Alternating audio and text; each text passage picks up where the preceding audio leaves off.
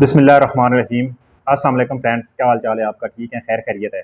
Friends, कुछ लोग ऐसे होते हैं जो अपनी बैड कम्युनिकेशन स्किल की वजह से, जो अपनी पुअर कम्युनिकेशन स्किल की वजह से एक बनी बनाई सिचुएशन को ख़राब करके रख देते हैं, सत्यानाश करके रख देते हैं। उनका अल्फाज का चुनाव ठीक नहीं होता है, उनका बिहेवियर ठीक नहीं होता है, उनके चंद जुमले ऐसे होते हैं जो सिचुएशन की तबाही कर देते हैं, जो हालात को उनके मुखालफ कर देते हैं। हवा उनके मुखालफ चलना शुरू हो जाती है। ऐसे लोग फैमिलीज़ में भी मशहूर होते हैं, ऐसे लोग वर्क सेंटर्स पे भी मशहूर होते हैं और पता होता है, बल्कि कहते हैं कि इसको ना भेजना, सारे का सारा काम ख़राब करके आ जाएगा। वेयर कुछ लोग ऐसे होते हैं जिनकी कम्युनिकेशन स्किल्स बहुत ही अच्छी होती है। वो लोग अपनी अंडरस्टैंडिंग से, वो लोग अपनी बॉडी लैंग्वेज से, वो लोग अपने रिस्पॉन्सेज से, वो लोग अपने आर्गूमेंट से एक ख़राब सिचुएशन में से भी रास्ता निकाल लेते हैं। ऐसे लोगों को कहा जाता है कि वो हारी हुई जंग जीत जाते हैं। दोस्तों, कम्युनिकेशन स्किल जो है ना, ये एक नेचुरल स्किल है। ये अल्लाह ताला की तरफ से दिया हुआ एक गिफ्ट है, गॉड गिफ्टेड चीज़ है ये। लेकिन अगर आप अपनी कम्युनिकेशन स्किल को इम्प्रूव करना चाहें तो आप प्रैक्टिस से, आप एफर्ट करके इस स्किल में बेहतरी ला सकते हैं। फ्रेंड्स, यहाँ पे मैं एक कंपैरिजन करूँगा। कंसीडर दो स्टूडेंट्स हैं, दोनों स्टूडेंट्स इक्वली इंटेलिजेंट हैं, दोनों स्टूडेंट इक्वली हार्ड वर्किंग हैं, दोनों स्टूडेंट के जो ग्रेड्स हैं वो भी सेम हैं, मार्क्स दोनों के सेम हैं। लेकिन उनमें से जो एक स्टूडेंट है वो कम्युनिकेशन स्किल्स में थोड़ा सा दूसरे से पीछे रह गया है। फ्रेंड्स, आप 5-10 साल बाद उन स्टूडेंट्स को देखिएगा, जो स्टूडेंट्स कम्युनिकेशन स्किल्स में टॉप पे है, he will surely excel in life. वो आगे निकल जाएगा, ना सिर्फ पर्सनल लाइफ में बट प्रोफेशनल लाइफ में वो दूसरे स्टूडेंट से बाजी ले जाएगा। कम्युनिकेशन स्किल्स सिर्फ ये नहीं होती कि आप बातें बहुत करते हैं। कम्युनिकेशन स्किल्स में सम टाइम आपको बिल्कुल खामोश होना होता है, आपको सिर्फ गर्दन हिलाना होती है, आपको सिर्फ आई कांटेक्ट मेंटेन रखना होता है, आपको सिर्फ लिसन करना होता है। बाय डूइंग सो अभी आप अपना एक मैसेज कन्वे कर रहे होते हैं। फ्रेंड्स, अगर आपके पास अपने फील्ड का ऑथेंटिक नॉलेज है, if you are good at communication skills, आप एक्स्ट्रा ऑर्डिनरी रिजल्ट्स ले सकते हैं। यहाँ मैं आपके साथ एक प्रैक्टिकल एक्सपीरियंस शेयर करूँगा। ये एक नई इंस्टॉलेशन चल रही थी, एक बहुत बड़ा प्रोजेक्ट था, उसकी इंस्टॉलेशन इन प्रोसेस थी। इसी कनेक्शन में ना एक सुपीरियर अथॉरिटी का विजिट अरेंज किया गया था, और जो प्री विजिट ब्रीफिंग होती है, उस ब्रीफिंग में साइट इंचार्ज के खिलाफ बहुत कान भरे गए थे। अब जब वो सुपीरियर अथॉरिटी साइट पे अपीयर हुई तो साइट इंचार्ज ने on site briefing the. That was really amazing. मैं वो साइट इंचार्ज को देख रहा था। उसकी हाइट जो थी वो बस एवरेज सी हाइट थी, छोटे कद का था वो, कोई उसकी पर्सनैलिटी भी ऐसे आउटस्टैंडिंग नहीं थी, बिल्कुल कह लें एवरेज लेवल की पर्सनैलिटी थी।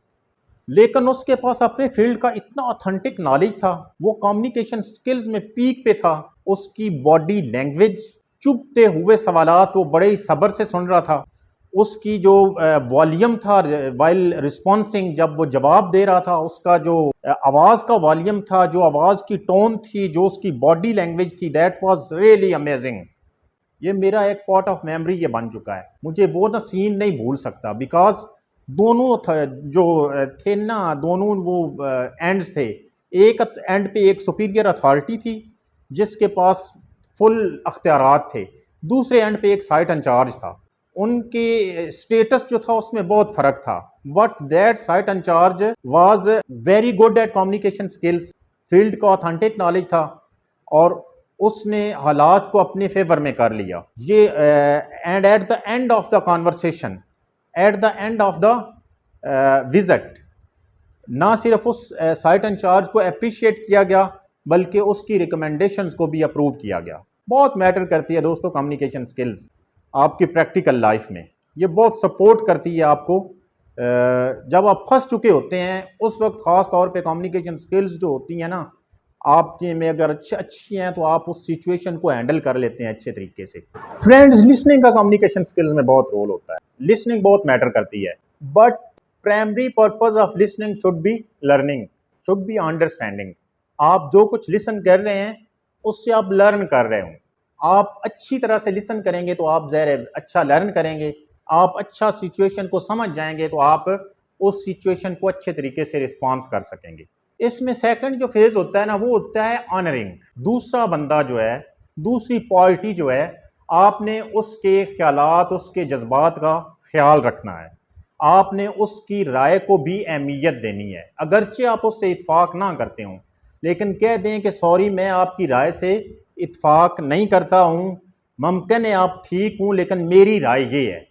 कभी भी उसको ऑनर देने में कॉम्प्रोमाइज़ ना करें, उसको बहुत ज़्यादा इज्जत दें ताकि इन रिस्पांस वो आपको भी तवज्जो से सुने और हालात फिर वो कॉन्वर्सेशन जो है वो रिजल्टेंटली आपकी फेवर में होती चली जाएगी।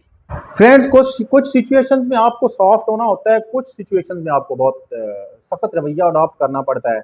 It depends upon the situation. जैसी सिचुएशन है, जैसा वक्त और हालात का तकाजा है, उसके मुताबिक रिस्पांस करें। अगर ज़रूरत है कि आपने ऑर्डर्स डिलीवर करना है तो सख्ती से भी थोड़े से वो ऑर्डर्स जिस तरह भी डिलीवर करने हैं कर दें, रिलक्टेंट फील ना करें।